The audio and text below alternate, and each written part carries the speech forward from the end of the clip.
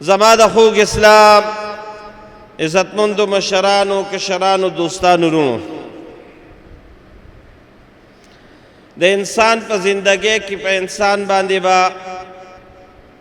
تکالیف ازمایښونه او مصیبتونه خامخا وي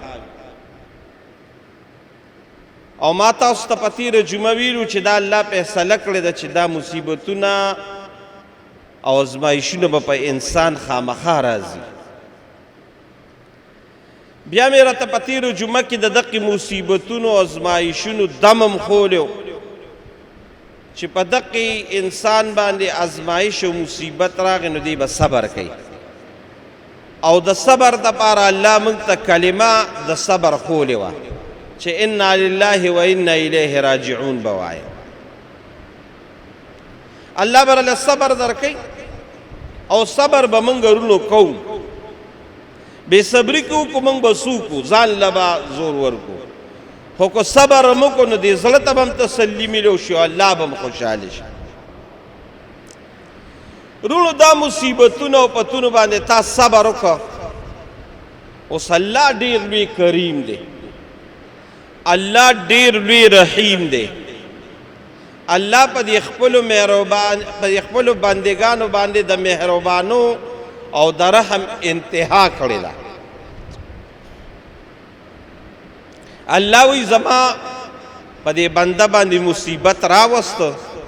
د صبر وکړه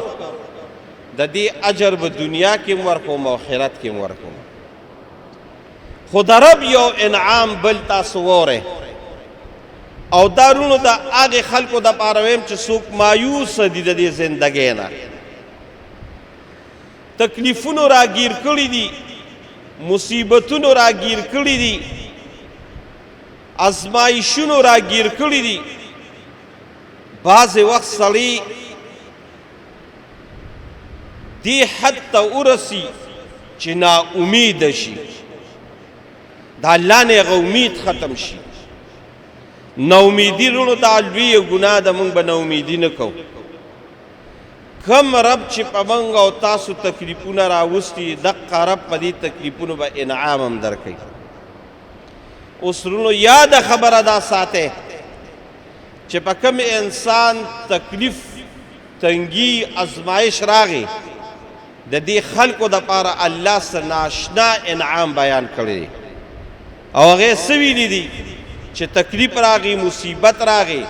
نو ای زما بنده کو صبر دې پې وکړه نو دا ضرور بالضرور دا خبره ده چې د تنګۍ او د مصیبت او د ازمایش نه پس به اسانتیا وي. فان مع العسر یسرا، ان مع العسر یسرا. د تنګۍ د مصیبت او د ازمایشونو د تکلیفونو نه پس به راحت الله وی چې دا به یي دا به یي دا به یي خامخا به یي. الله په یو ناشنا انداز باندې دا خبره کړې ده، په یو عجیبه انداز یې دا خبره کړې چې ته خفه کېږه ما چې تکلیف راغی او مصیبت راغی په دې باندې به غمګن جن کېږې نه. الله وی دې تکلیف پسې به خامخا زه راحت راولم، دې مصیبت پسې به خامخا زه خوشحالي راولم. دا الله فیصله کړې ده، قانون یې دا پاس کړی دی. قانونو په ډېره تاکید سره الله دا خبره کړې ده چې ګورې د تنګۍ د مصیبتونو د تکلیفونو نه پس الله وی راحت او خوشحالي به خامخا درکړو. دا الله فیصله کړې ده. نو الله به دا خامخا موږ او تاسو له په انسان تکلیف راغی مصیبت راغی الله وی دې پسې به خوشحالي خامخا درکوما. دا الله په قرآن کې ویلي فإن مع العسر یسرا، ان مع العسر یسرا. او بیا یو بل عجیبه خبره وره، دا خو خیر علمی خبره ده، هغه علمی بحث راته نه کوم چې دلته الله رب العالمین په عسر باندې الف لام راوړی دی او دلته الله رب العالمین دوانو ځایونو کې په العسر باندې الف لام راوړی دی او په یسر باندې الف لام نشته. خدا یو قانون دی د عربی په لغت کې او هغه قانون یو شاعر داسې بیان کړی دی زه برته د هغه شعر بس ویم او د هغې هغه مطلب برته بیان کړم قانون نه ته بیانوم نه په هغې تاسو نه پوهېږئ چې اذا اشتدت بک البلوا ففکر فی الم نشرح فعسر بین یسرین اذا فکرته ففرح دا یاد ساته چې کله په انسان باندې تکلیفونه رالل بلاګانې رالې ففکر فی الم نشرح نو په الم نشرح باندې دې سوچ او فکر وکړي فعسر بین یسرین اذا فکرته ففرح نو الله یو ځل تکلیف بیان کړی دی او په یو تکلیف په الله دو خوشحالۍ درکړي یو تکلیف باندې به دو خوشحالۍ په دو تکلیفونو به څلور خوشحالۍ وي الله ډبل د دې معامله کړې ده چې تکلیف پې را باندې یو راوسته نو خوشحالۍ به رله الله وایي دوه درکومه دا الله فیصله کړې ده نو تکلیفونو ته به زړه تنګې نه بلکې صبر وکې او د الله نه به دا امید ساتي چې زما رب دا فیصله کړې ده چې ان مع العسر یسرا ان مع العسر یسرا د تنګې د تکلیف د ازمایش نه پس به خامخا اسانتیا وي او دا الله اوس نه دا فیصلې د ازل نه کړې ده اوس به موږ مثالونه بیان کړو ته به په خپله پېښه چې دی رب خو خپله وعده پوره کړې ده ما تاسو ته مخکې دا خبره کړې وه چې په دې تمام کائنات کې په دې تمام مخلوقاتو کې د ټولو نه زیات تکالیف دا په پیغمبرانو راغلي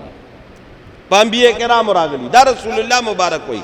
اشد البلاء الانبیاء ثم الامثل فالامثل د ټولو نه سخت تکالیف دا په پیغمبرانو راغلي دي څومره پیغمبران چې دي ډېر سخت ای زما دا ستا تکلیف د هغوی د تکلیف زمونږ او ستاسو د هغوی تکلیف ته زرمه حصه د هغوی تکلیف ته نه چې د هغوی کم په زرګونو حصې زما ستا د ورته یو هم نه رسي د هغوی ډېر لوی تکلیفات دي زما ستا به څه تکلیفې خو چې څومره انبیا کرامو تکلیفات تیر کړي دي وروسته خدای پاک ان مع العسر یسرا اسانتیا راوستې ده ټولو پیغمبرانو باندې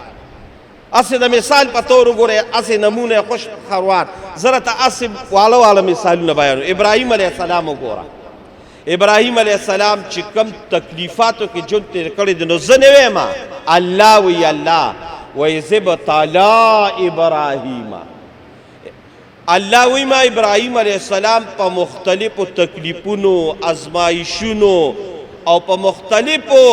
پریشانو کې مبتلا کړی دی الله وی د ټولو نه لومبې پریشاني څه ده ما ته ګورئ چې په کوم کور کې سترګې وغړولې پلارم کافر او مورم کافره او باقاعده ورسره جګړې کړي دي قرآن کې موجود دي ابراهیم علیه السلام خپل پلار ته نصیحت کوي یا ابتې لا تعبد الشیطان ان الشیطان کان للرحمن عصیا یا ابت انی اخاف ان یمسک عذاب من الرحمن فتکون للشیطان ولیا اے بابا جانا دا ته د څه عبادت کې یا ابت لم تعبد ما لا يسمع ولا يبصر ولا يغني عنك شيئا بابا د څه عبادت کې نه اوري نه ګوري نه پدر کوي نه د نقصان نه بچ کوي بابا تا د شیطان عبادت شروع کړي د دینه منشه بابا د رحمان عبادت کوا وسره لګیا دی پلار ورته څه وایي وورې که نه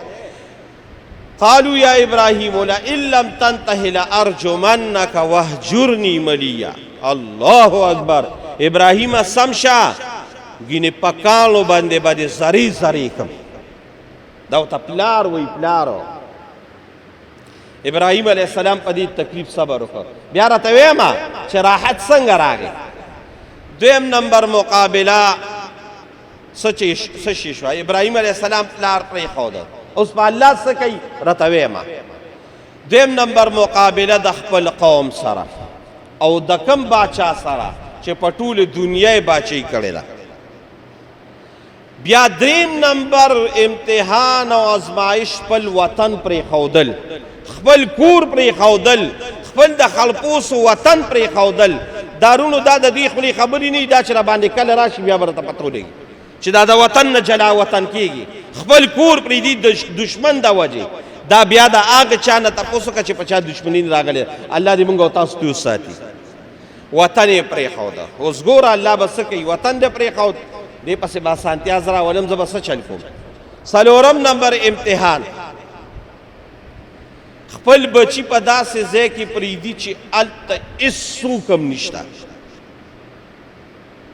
غیر ذي زرع اوس دا هم د خولې خبره ده خو چې را باندې راشي بیا به راته پته ولګي چې ستا بیبي وي او تا له الله اتیا کاله پس بچي درکړي وي او په یو دشت او بیابان چې د انسان او د حیوان څه کې چې هلته دا اونم درک نه لګي او هلته پرېږدي غټ امتحان دی او کو نه دی او څلورم نمبر دا راته هسې هغه مختصر ویم غټ امتحان بیا دا تاسو ټولو ته واقعه معلومه ده چې د بچي په مرۍ باندې څه چل کوي چاړه راکاږي اوس راشي الله راحت څومره راوست تکلیفات لاړل اوس وایي مع العسره اوس په خامخا باندې اسانتیا راولم ما ته وګورئ ابراهیم علیه السلام باندې تکلیف راغی چې مور او پلار پرېږده ابراهیم علیه السلام پلار پرېښود الله راحت څنګه راوست ما ته وګورئ ابراهیم علیه السلام د ټول امت مسلمه دا الله په قرآن کې وي ابراهیم علیه السلام ما د ټول امت مسلمه پلار جوړ کړ ملت ابیکم ابراهیم یو پلار یې پرېښود الله د ټول امت مسلمه پلار جوړ کړ دویم نمبر واوره وطن دې پرېښود کلي دې پرېښود الله رب العالمین وی تا یو کلی پرېښود زه به داسې چل وکړم چې ستا په نوم باندې به یادګار جوړ کړم او هغه ځای چې تا پکې بچي او ښځه پرېښوده او وطن دې پرېښود او هغې ځای ته رالي د ټولې دنیا مخ به هغې اړخ ته واړم الله بیت الله د هغې نه جوړه کړه یو وطن یې پرېښود الله ولې د ټولې دنیا کور ورکړه بیت الله خو ابراهیم علیه السلام جوړه کړې ده صفا مروه خو د ابراهیم علیه السلام یادګار دی زمزم خو د ابراهیم علیه السلام یادګار دی مقام ابراهیم خو د ابراهیم علیه السلام یادګار دی دا ټول یادګار تا الله وی تا وطن پرېښود داسې وطن به درکړم چې د ټولې دنیا مخ پاک واوالو او دریم نمبر دا چلته وکړه چې تا د زوی په مرۍ چاړه راښکله دا تکلیف مې برداشت کړ اوس به د دې تکلیف په بدله کې زه اسانتیا راولم تا مال یو زوی راکه الله رب العالمین د ابراهیم علیه السلام په نسل کې په یو روایت کې 14,000 او د بل روایت کې 80,000 پیغمبران بچي الله د ابراهیم علیه السلام پیغمبران کړل 80,000 پیغمبران الله د ابراهیم علیه السلام په اولاد کې راوست یو بچي ان مع العسر یسرا تکلیف راغی اسانتیا الله وی خامخا به وپسې خوشحالي به وپسې خامخا وي دویم نمبر به راته هسې د مثال په طور باندې بیانوم دویم نمبر راواړوي موسی علیه السلام اول به د موسی علیه السلام د مور تکلیف راوالو فرعون ظالم څه چل وکړه ونريد أن نمن على الذين استضعفوا في الأرض ونجعلهم أئمة ونجعلهم الوارثين دا غینه مخکې الله رب العالمین وی یذبح ابناءهم ويستحيي نساءهم بچی به د بنی اسرائیل راغشتل لکان هغه به علالول او ښځې به پرېښودې او یا زره ماشومان یې حلال کړل ولې موسی علیه السلام پیدا کیږي الله رب العالمین د موسی علیه السلام د پیدایش فیصله وکړه دی خوا فوجیان را روان شول ته موسی علیه السلام پیدا شو چې مور یو قتل چې دا خوز بچی به زما په مخ کې حلالوي الله ته سوال وکړو خدای تکلیف راغی الله ورته تکلیف په برداشت کې بچی سره څه چل وکړم یا الله الله رب العالمین ورته وی واوحینا الی ام موسی موږ د موسی علیه السلام مور ته القا وکړه څه مې ورته ووی واوحینا الی ام موسی واوحینا الی ام موسی ان ارضعیه پی ولا ورکوا تی خصمانه کوا فاذا خفتی او کله ته ویریدې چې اوس فرعون علالی فالقیه فی الیم نو داسې چلو که دا په قرآن کې دي صندوق به وله جوړ کړي او هغه صندوق کې به کښېنې وی خدایا بیا به څه چلو کوم فالقیه فی الیم، نو بیا به د دریای نیل چپو ته حواله کی. الله اکبر. دا رونو سخت امتحان دی، سخت. دا ما تا ته ووي دا زه صرف په خولې بیانوم. کله چې ستا نه پیدا بچي وي او ته هغه بچي چې د روني بچي وي او هغه ته راوالې او تی په صندوق کې واچې او د دې خپلې معاشرې خبرې کوم، لکه اوس چې دا خیالي راغلی یا دا باسین راغلی او یا دا سیندونه راغلي او دی سیند ته دا بچي وروله چې غټ انسان هم په هغې کې ځان نشي بچ کولی او تا ته الله وي چې ورویله، دا ډېر سخت امتحان دی نو. فالقیه فی الیم، بس هغې راواغېشته. وی دا د الله حکم دی، دا سخته په ځان تیری. بچی رالی په صندوق کې واچو، د دریای نیل چپو ته یې حواله کړه. خور ورپسې روانه ده او هغه دریاب کې هغه یو نیر د فرعون کور ته تلو، هغه صندوق د فرعون کور ته لاړه. فالتقطه آل فرعون، او د فرعون هغه آل هغه صندوق راواغېشته. چې وی قتل او صندوق یې کلو کو، موسی علیه السلام دا ګلالې ښکلې ښکلې سترګې پکې غړۍ لګیا دی. الله رب العالمین د بی بی آسیې بے اختیار محبت، بے اختیار محبت د آسیې بیوی د موسی علیه السلام، د آسیې بیوی په زړه کې د موسی علیه السلام پیدا شو. چې محبت یې پیدا شو، فرعون ته وی وقالت امرأة فرعون قرة عین لی ولک لا تقتلوه عسى ان ينفعنا.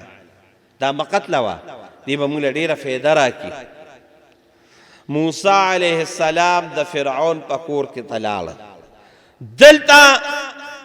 د موسی علیه السلام مور خپه ده. الله را ورته څه وی ولا تحزني ولا تخافي، نه غم وکړي او نه غمجنه شي او نه ویریږي. زه به څه چل کوم، واره اوس واره. انا رادوه الیک، دا بچی به زه ستا غېږې لم راوړم. وجاعلوه من المرسلین، په غېږه کې به ستا ناسي. الله وی پیغمبري به م وله ورکم او د پیغمبرۍ تاج به م ورته په سر کم.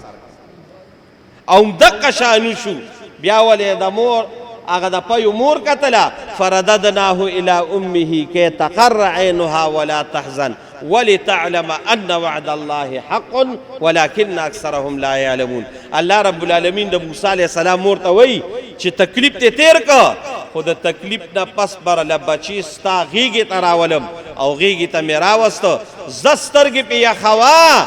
تنخوا د فرعون نه اله او بچي له په خپله پی ورکوه. د لوی تکلیف نه پس الله څنګه راحت راوست. او بیا د موسی علیه السلام زندگی څومره د تکلیفات او بیا کم الله شان ته ورسو. ان مع العسر یسرا، تکلیف پسې به راحت خامخا وي. د هغې نه پس بل پیغمبر وګورئ، حضرت ایوب علیه السلام. ایوب علیه السلام له الله ډېر لوی مال ورکړو، ډېر لوی دولت ورکړو، ډېر لوی بچي وله الله ورکړو. قرآن شریف کې واقعه ده. شیطان الله له ورغی او ایوب علیه السلام متعلق الله وی نعم العبد، زما ډیر عبادت گزار بندو. شیطان الله له لال وی زکه عبادت گزار دی چې مال دی ورکړی دی، دولت دی ورکړی دی، بچی دی ورکړی دی. العرض زبدا خبرو کم چې الله ته بچی واغشتل، دولت هم ته الله واغشتل، ارث ته الله واغشتل. بیا به ایوب علیه السلام لګیاو د الله عبادت پې کو. ذره برم لکه سرانه لیل تکلیفات شروع دي. دی که شیطان الله لالو خدای وجود روغ دی، زکا په صحت روغ دی.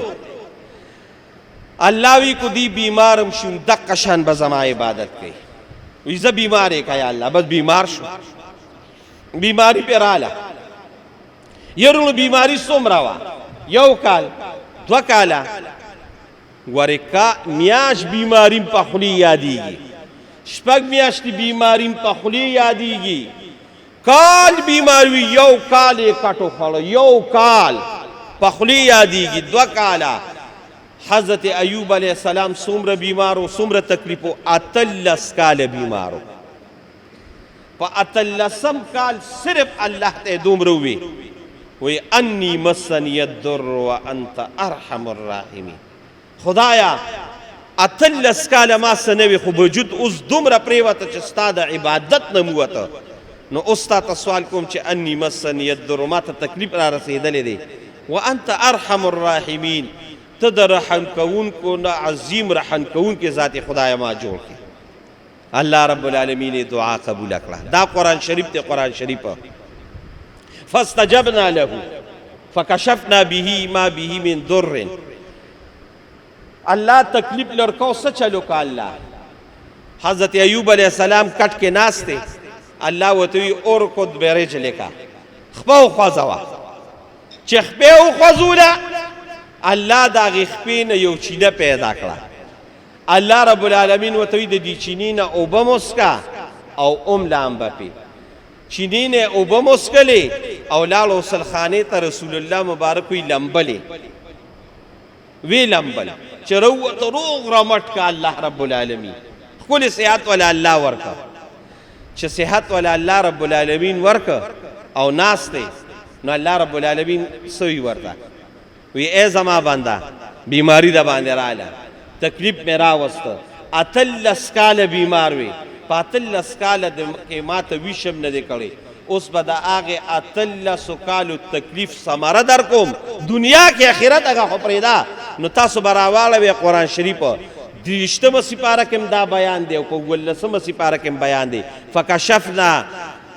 فاستجبنا له فکشفنا ما به من ضر اسدا وآتیناه اهله ومثلهم معهم رحمة من عندنا الله چې څومره مال ورکړو څلور سوی غلامانو څلور سوی وینځې وي اته زره ګډې او چیلې وي او دقه شانې بیبیان هم ډېرې وي وآتیناه اهله الله وی هغه ټول مال هغه بچي هغه ښځې هغه غلامان هغه وینځې هغه ګډې بیزي امن ولا واپس الله وی راجم دی کړی او صبر یې کړی دی اوس په ولا د دې صبر ثمره ورکوم اسانتیا به ورکوم نو یوازې دا نه وآتیناه اهله ومثلهم معهم رحمة من عندنا چې څومره مال یې الله وی د هغې ډبل مې ولا ورکړ دا الله قرآن کې وایي وآتیناه مثله ورحمة ما د هغې په ډبل ولا ورکړه الله وی ولې دا زما فیصله ده چې فإن مع العسر یسرا تکلیف پسې به دا مې قانون دی چې خامخا به خوشحالي راولم تکلیف پسې به خامخا راحت راولم خو چې صبر وکړې او د صبر هغه دعا تا ته معقولې ده نو دا یاد ساتئ دا نن زمونږ لویه مسله ده چې خلک ناامیده دي ناامیدي به نه کوې موږ دپاره لوی سیس قرآن دی حدیث ته راواړوئ قرآن وګورئ حدیث وګورئ چې الله رب العالمین د خپلو بندګانو سره په کم طریقه باندې امداد کړی دی په کومه طریقې هغوی له خوشحالي ورکړې ده د قرآن په زبان باندې یو بله د الله رب العالمین د رحم او د کرم واقعه وره قرآن شریف کې الله رب العالمین وی واذکر فی الکتاب مریم ای د دواړو جهانو سرداره دا قرآن ما ستا دپاره د هدایت لویه سرچشمه ستا د امت دپاره درلیږلې ده ستا د امت دپاره د دې نه رهنمایي والی نو د دقې رهنمایۍ کې یو واقعه په دوی باندې بیان کا الله وی کنه رسول الله مبارک دی واذکر بیان کا فی الکتاب په دې قرآن کې واقعه د مریم اوس ګوره په مریم علیه السلام به څومره تکلیف راځي خو د تکلیف نه پس په الله کم راحت ورکوي کم انعام به ورکوي لږې واوره اذ انتبذت من اهلها مکانا شرقیه دا د قرآن په زبان واورئ اذ انتبذت هغه وخت یاد کې د دواړو جهانو سردار چې دا یو الخته شوه من مکان شرقیه د بیت المقدس چې کوم مشرقي الخت د کوم الخت د نور راخیږي دقې الخته شوه د څه دپاره بعضې علما وایي ځان له سر ګمنځو خو حیاداره ډېره وه پاکه ډېره وه نو ډېره زیاته حیا به یې کوله پټ پیدا ویښته راخواړه کړل او یا علما وایي غسل یې کو لمبلې نو غسلخانې ته ورغلې لامبي جامې یې لانې دي ایستې چې د غسلخانې ور یې بند کړ نو دا په قرآن کې دي فاتخذت من دونهم حجابا فارسلنا الیها روحنا چې څنګه دروازه بنده کړه فارسلنا الیها روحنا نو الله د اسمان نه حضرت جبرئیل علیه السلام راوست فتمثل لها بشرا سویا د یو کامل انسان بس ځان انسان جوړ کړو بی بی مریم چې انسان ولیدو سړی ولیدو او بیا ور بندي نو سوی قالت انی اعوذ بالرحمن منک ان كنت تقیا د پښتو هغه معنا برته دو کمه وی کت الله نه یریږي نو زه د الله په نوم تا نه پناه غواړم انسان ته دلته سکے زه ښځه ما انی اعوذ بالرحمن زه د رحمان په نوم تا نه پناه غواړم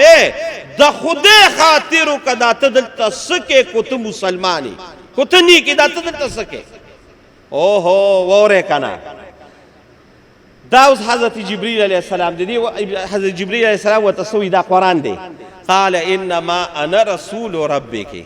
زه خو د الله رب العالمین د طرف نه فرشته ما استاد ما نو دلته سره رالی سوی ماتا لأهب لك غلاما زکیه اوهو ستا به زوی کیږي او یو پاک زوی به دي کیږي زتا ته زیری در کوم چې ستا به زوی کیږي الله اکبر د بی مریم د خپو نظمک او تختیده قالت انا یکون لی غلام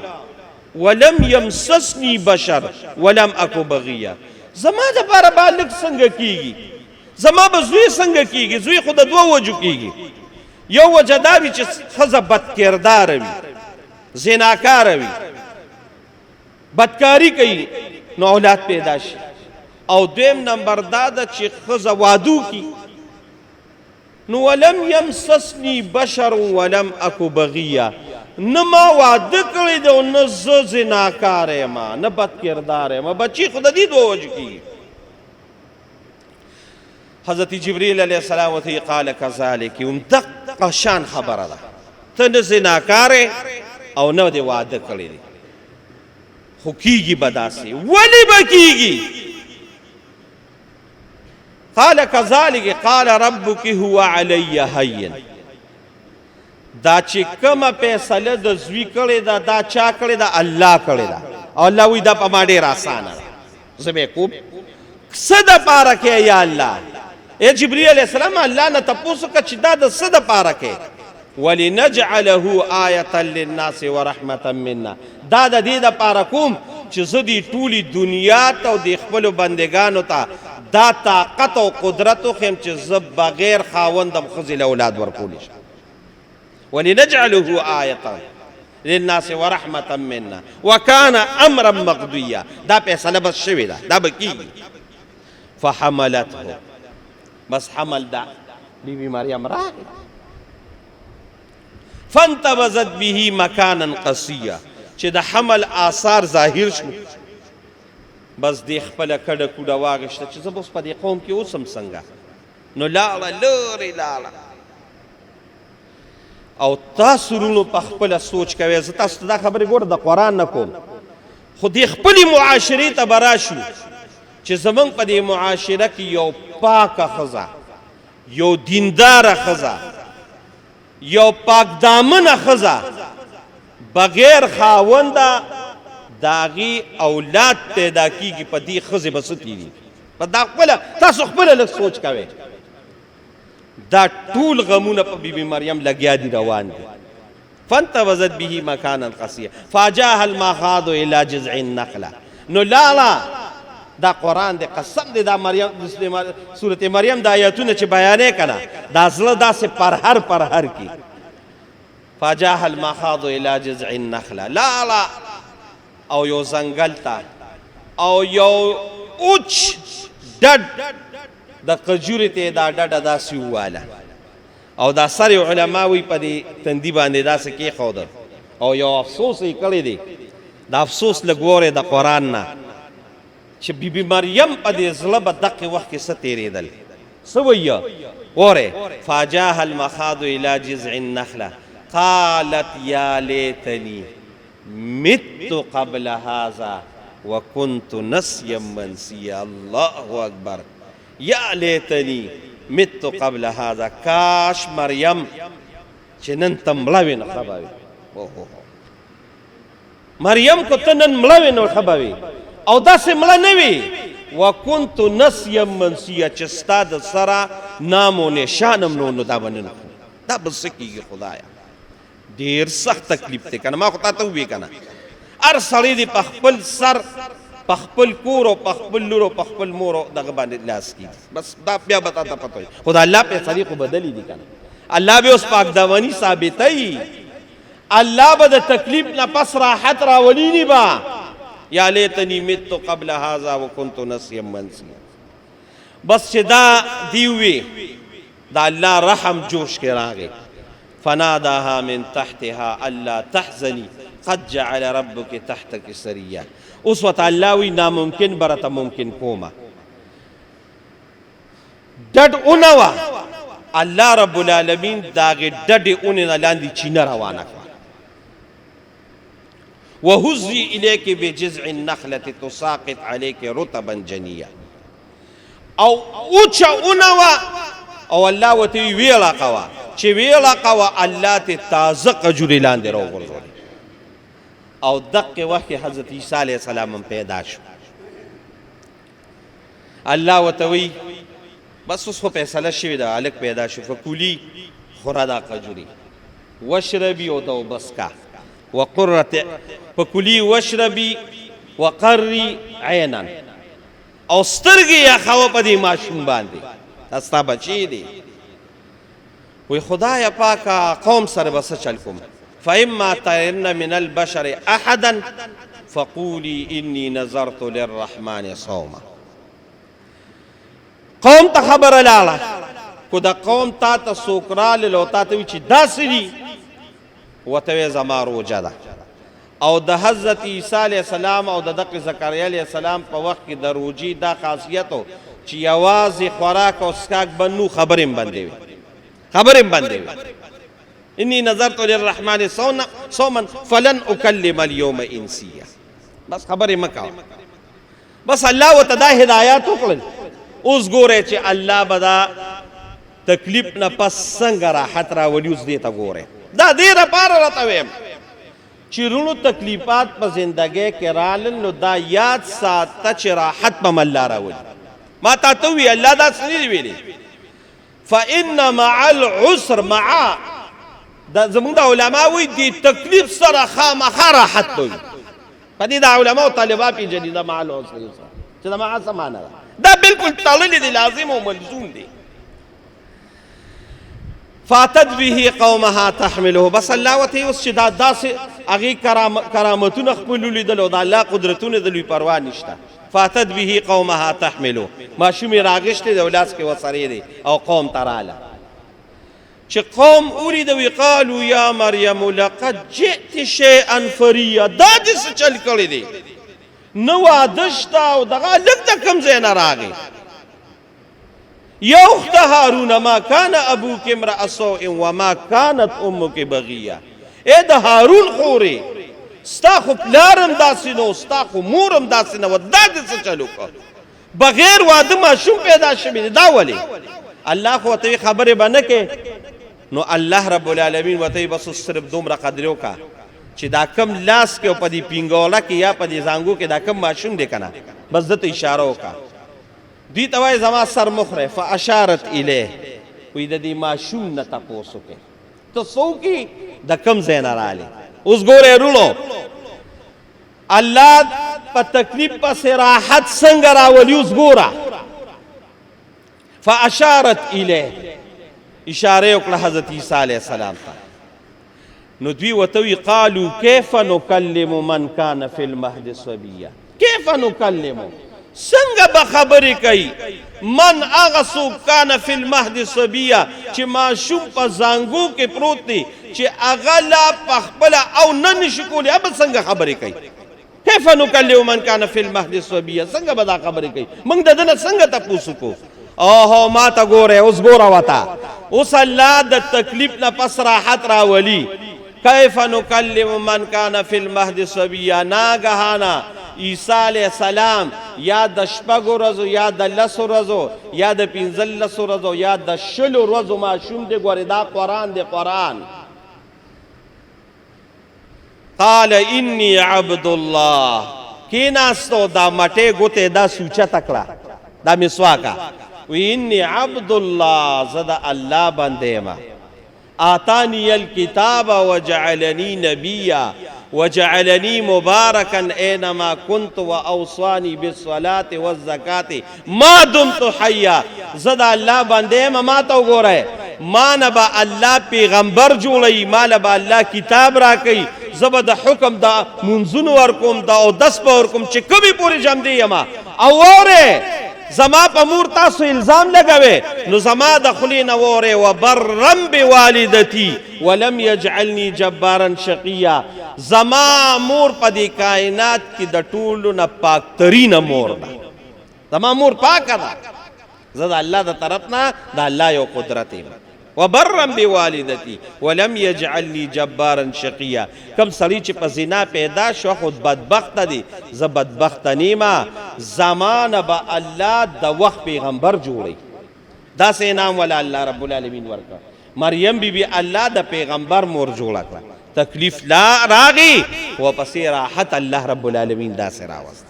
نو ان مع العسر یسرا زبرتا اس کم بیانو ما خطا توی چکو قدم پا قدم گوری او قرآن گوری نو ددق پیغمبرانو باندې کم تکالیف راغلی دی اللہ رب العالمین داغی پا بدلک اگویل پا ڈبل او پا تربل باندې داغی غین عامت حضرت یوسف علیہ السلام گورے یوسف علیہ السلام یوسف علیہ السلام میرا واغشتا دا طول نلومبی تکلیف دا گورا ما تا گورے رول رالل پلارتا لقد كان في يوسف وإخوته آيات للسائلين إذ قالوا ليوسف وأخوه أحب إلى أبينا منا ونحن عصبة ان ابانا لفی ضلال مبین یوسف سره محبت کئی یوسف علیہ السلام دقی وقتی معشوم دے فیصله پدی باندې وشو دا خود قرآن شریف دا واقعا دا چې یوسف علیہ السلام منگ دا پلار دا نظر نه لرکو پلار لراغی قالوا یا ابانا انا ذهبنا نستبق وترکنا یوسف عند متاعنا روانی کو یوسف علیہ السلام او پکوی کی غرزو معشوم پاک دا یو سو رزو دا یو سو کالو آغی کوی کی غرزی رنبی تکلیب دا کوی راغی دا کوی کی دا سی کویم نو چه خلکو بطیو بس کرے چرتا قافلہ برالا نو آغیلا بورل قافلہ رالا دا کوی نے روخ کا اگوی یوسف علیہ السلام وی کورتا با میں پلار لبوزی پلار لے چرتا بوتا منڈے تے بوتا انتے پا منڈے کی غلام شو او پا غلامے باندے خر شو او بیا لالا دا عزیز مصر کورتا دا عزیز مصر پا کور کے لگیا دے بل امتحان و تکلیف پیدار آگے چی داغی خزی و تلاس وار واچو قرآن شریف کی دے قرآن شریف کی اغینم اللہ رب العالمین رویست چی رویست وی خواہ تا زما خزی تلاس چولی دے خاون وطوی داغی خزی اغا زلیخی خاون وطوی یا جیل تے بوزے اتک نہا کالے یا او کالے پا جیل کے تیر کرے دا تکلیفات رالل و اللہ رب العالمین وی تکلیف نپس پا زراحت راولم اقا یوسف علیہ السلام اللہ رب العالمین راواغشت انی خزائن قال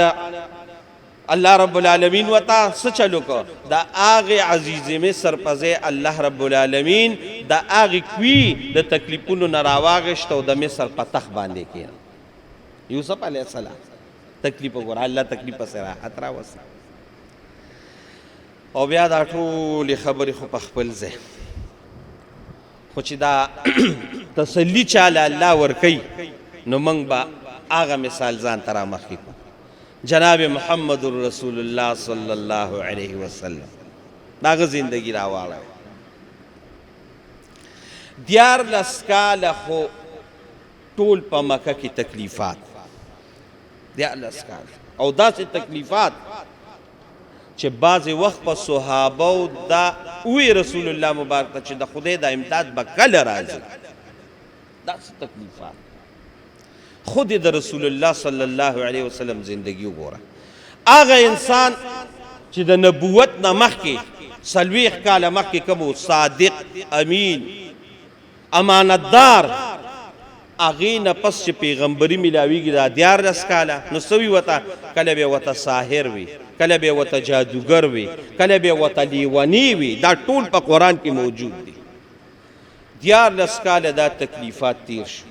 14 کالو نه پس مدینه منورې ته هجرت او صرف بس دا یو خبره بس بیا کوم بس دغې نه پس بیا چې دا نبی علیہ السلام زندگی خدا ټول د تکلیفاتو نه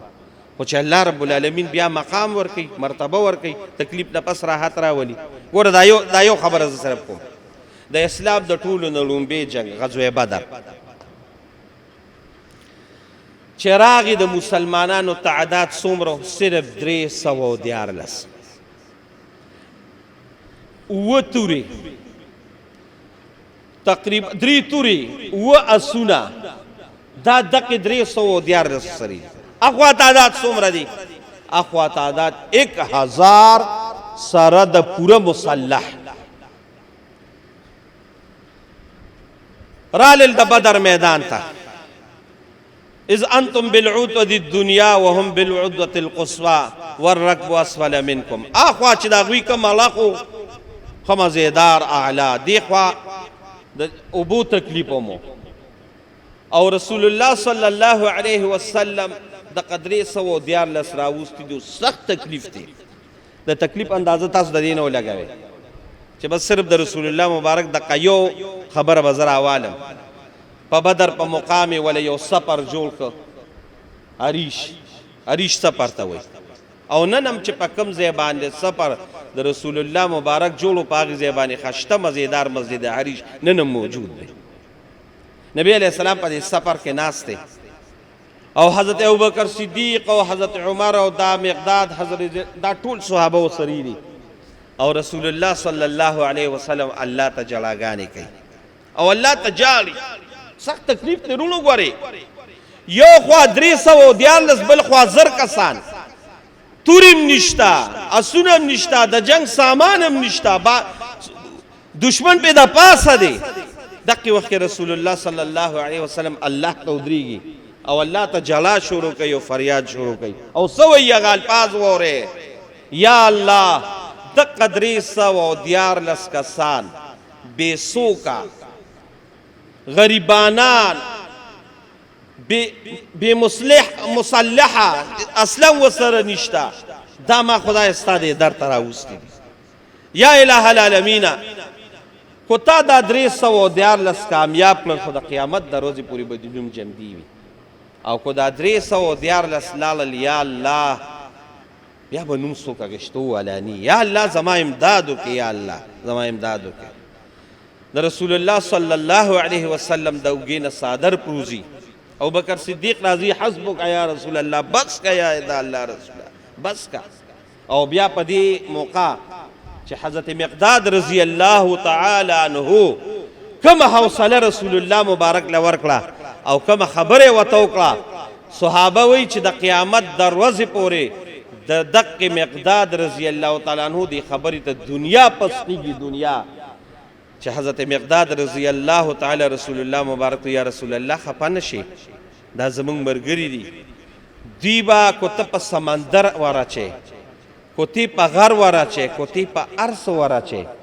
موږ د موسی علیه السلام د مرګرو په شان نه یو چې موسی علیه السلام ته چې فذهب انت وربک فقاتلا انها هنا قاعدون. زه ته او رب دې زه جګړې کوې جنګونه کوې، موږ به دلته ناست یو. یا رسول الله چې زمونږ په بدن کې یوه سامي هغه به تا نه قرباني، موږ ټول ستا نه قربان یو، هېڅ پروا مه ساته. بس بیا د دې نه پس د رسول الله مبارک حالت دغه شو. خو دا تکلیف خو تیر شو، نو اوس الله رب العالمین به څه چل کوي؟ تکلیف نه پس اوس راحت ته ګوره. وَإِذْ غَدَوْتَ مِنْ أَهْلِكَ تُبَوِّئُ الْمُؤْمِنِينَ مَقَاعِدَ لِلْقِتَالِ وَاللَّهُ إِذْ هَمَّتْ طَائِفَتَانِ. دا خو د احد باره کوي. فالله وتي ولقد نصركم الله ببدر وانتم اذله فاتقوا الله لعلكم تشكرون. الله رب العالمین وسره د فرشتو د امداد وعده وکړه او الله رب العالمین فرشتي راولېږلې میدان ته راولېږلې. تکلیف راغی اوس راحت ته ګوره. هغه 314 کسانو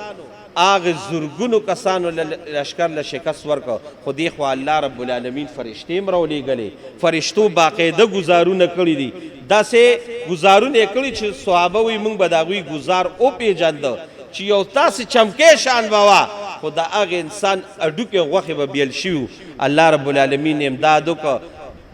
فرشتې الله راولېږلې. او نن هم کو تاسو لاړې د بدر مقام ته او بدر ته الله رب العالمین بوتلې کړې، نو چې په کوم غر فرشتې راکو شوي جبل الملائکه ورته وایي آغا غر نن د اوړو په شان زری زری پروت دی الله دنیا ته وښوله چې ما په رسول الله مبارک تکلیف راوسته او ان مع العسر یسرا تکلیف پسې مې بیا فورا راحت هم راوسته په مرګرو نه الله د اسمان نه د رسول الله مبارک د امداد دپاره فرشتې راولېږلې دا الله رب العالمین دا قانون دی قانون نو بعضې خلک ناامید شي ناامیدي به نه کوي دا الله فیصله کړې ده چې کله تکلیفونه رالل نو فإن مع العسر یسرا بیا به تکلیف پسې راحت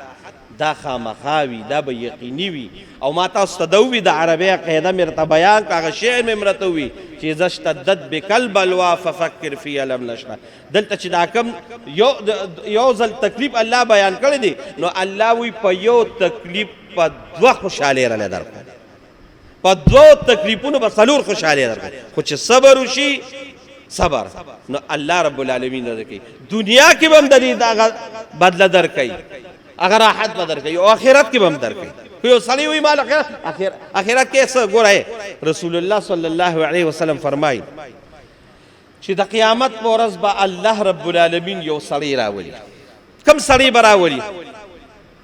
داسې سړی به راولي داسې سړی چې داغه په دنیا کې د سره د خوشحالۍ مخ هم نه دي لیدلی مخ ټول عمر تکلیفونه لیدلی دا به الله راولي او الله رب العالمین به فرشتو ته ورکړي وله په دې جنت کې یو چکر ورکړي د جنت نعمتونه نه یادوم هغه څلور نهرونه هم نه یادوم هغه حور هم نه یادوم هغه غلمان هم نه یادوم واکواب موضوعه و نمارق مصفوفه و زرابی مبثوثه دا نه یادوم صرف یو چکر ولا ورکړه وای چې کله دغه انسان له چکر ورکي په جنت کې الله رب العالمین به بیا تپوس وکړي څنګه دی نو دا سړی چې دا کم دنیا کې د سره تکلیف خوشحالي لیدلې نه ده دا ټول عمر چې تکلیف لیدلې دی وایي چې دی په جنت کې صرف چکر وي رسول الله مبارک وایي د مشکات مبارک حدیث دی صرف چکر وي نو دی به وایي چې ما خو د الله په ذات باندې قسم کو دنیا کې ما یو ذره تکلیف هم لیدلې دی داس دغه بوله او یو سړی چې په دنیا کې ټول عمر خوشاله ټول عمر راحتونه کړي دي او دی یو ځل جهنم ته لاړو په جهنم کې صرف چکر وو وی دی به قسم وخوري چې ما په دنیا کې د سر خوشحالي نه ده لیدلې نو اصل خوشحالي هغه د آخرت ته د آخرت دا دلته ان مع العسر یسرا ان مع العسر یسرا زمونږ بعض علما وایي چې دا یو یسر دا یو خوشحالي دا د دنیا ده او دا دویم چې الله مکرره بیان کړی دا بوله الله د آخرت ورکی نو په تکلیف باندې الله دنیا کې به مرله راحت درکوي او آخرت کې به هم درکوي خدای دې موږ له دنیا کې هم د دنیا خوشحالي راکړي او آخرت کې د الله د آخرت خوشحالي راکړي دعا وکړئ الله زموږ حال الله زموږ ګناهونه معاف کړي خپل رحم او کرم را باندې وکړي الله موږ او تاسو تکلیفات او دا مصیبتونه نه وساتي او چې بیا مصیبتونه راولي د هغې په بدله کې راله الله د دنیا او د آخرت خوشحالي راکړي د دواړو جهانو خیر دی الله زموږ د ټولو نصیب کړي د دواړو جهانو شر نه دی الله موږ او تاسو ټول محفوظ کړي څومره بیماران چې دی الله یې ټولو له صحت ورکړي څومره مردگان د علیه اسلام وفات دی الله یې د ټولو مغفرت نصیب کړي الله یې د ټولو قبرونه جنت د باغچو ګرځي خصوصا زموږ د جمعې ملګري دي الله جی سیب دی ناصافه داغه ترور وفات شوی الله یې داغه مغفرت نصیب کړي او نن زموږ په دې کلي حریم آباد کې د عالمزیب او د شهریار مور وفات شوی الله یې داغه مغفرت نصیب کړي زموږ استاد څومره مردگان وفات دي الله یې د ټولو مغفرت نصیب کړي الله څوک بې روزګاره دي د حق او حلال روزګار ورکړه څوک بې اولاد دي الله نیک عمل اولاد ورکړه د چا څه د زړه حاجتونه دي خو په دې مجمع کې ناست او یا د دې شیشې په دغه باندې څوک ګوري الٰه العالمین د چا چې څه حاجتونه دي څه ضرورتونه دي څه د دعاګانو ما دپاره ویلي دي الله د ټولو ضرورتونو او شرعي حاجتونه د خپل غیب او خزانو نه برابر کړي د دواړو جهانو خیر الله زموږ د ټولو نصیب کړي برحمتک یا ارحم الراحمین سنتو کې